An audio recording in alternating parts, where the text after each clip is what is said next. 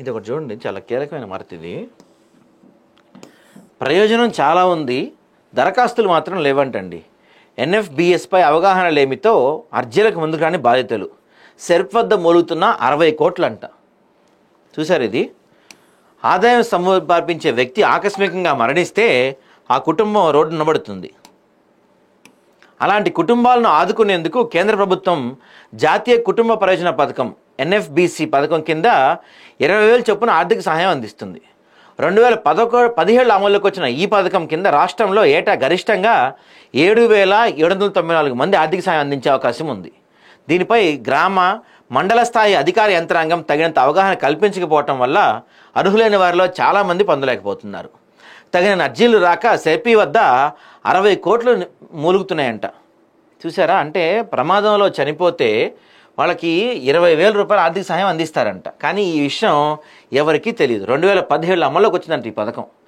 దాదాపుగా ప్రతి సంవత్సరం 7,794 మంది అర్హులు ఉన్నప్పటికీ ఎవరు అప్లై చేసుకోవట్లేదు. ఎవరు అప్లై చేసుకోవటం వల్ల సరిపోద్ది దాదాపుగా 60 కోట్లు అట్లా పడున్నాయంట.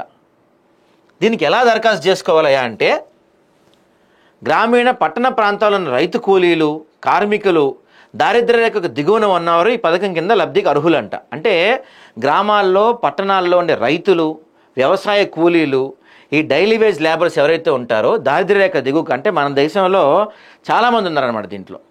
సో వీళ్ళు ఈ పథకానికి లబ్ధి, సడన్గా చనిపోతే వీళ్ళు ఏదైనా ప్రమాదం జరిగి మరణించిన వారి వయసు 18 ఏళ్ళ నుంచి 60 లోపు ఉండాలి.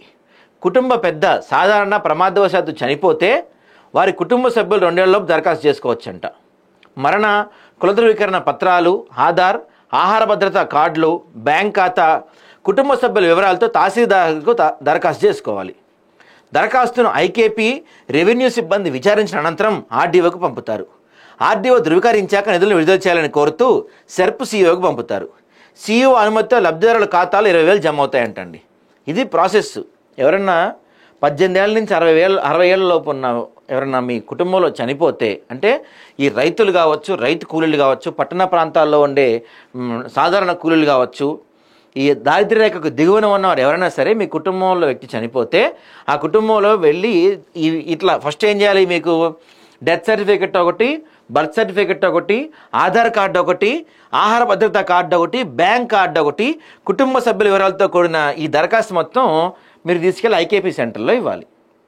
ఇస్తే మీ కుటుంబానికి 20,000 రూపాయలు ఆర్థిక సాయం అవుతుంది. అంటే 20,000 రూపాయలతో ఆ చనిపోయిన వ్యక్తిని తిరిగి తీసుకురాలేము, అది వేరే విషయం. కాకపోతే ఎంతో కొంత ఆసరాకు వస్తాయి, అక్కడికి వస్తాయి కదా 20,000 రూపాయలు ప్రభుత్వం ఇస్తుంది. 2015 నుంచి ఇస్తుంది.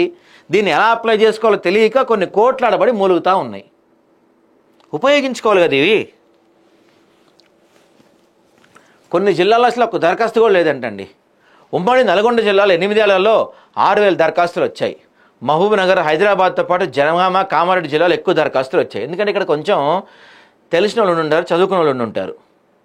వరంగల్, రంగారెడ్డి, నాగర్ కర్నూలు, కొమరంభీం, ఆసిఫాబాద్, భద్రాద్రి కొత్తగూడెం, మహబూబాబాద్లో 2024 జనవరి నుంచి 25 ఆగస్టు వరకు ఒక్క దరఖాస్తు కూడా రాలేదు. సిరిసిల్ల జిల్లాలో 12 అర్జీలు రాగా మిగతా జిల్లాల్లో మాత్రం నామమాత్రంగానే వచ్చాయంట. ఏం చేయాలంటే నల్గొండ జిల్లాలోని ప్రతి మండల కేంద్రంలో హెల్ప్ డెస్క్లు నెలకొల్పారు. దీంతో ఎక్కువ మొత్తంలో దరఖాస్తులు వచ్చాయి. ఇదే తరహాలో ప్రతి తహసీల్దార్, ఎంపీడీఓ కార్యాలయంలో దరఖాస్తుల స్వీకరణ ఏర్పాటు చేయాలి. దాంతోపాటు హెల్ప్ డెస్క్ ఏర్పాటు చేయాలి.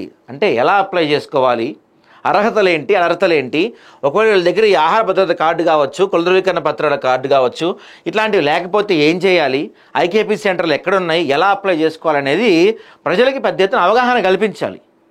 అవగాహన కల్పించకపోతే ఇట్లానే నిధులు దుర్వినియోగం పడి ఉంటాయి. అంతే కదండి.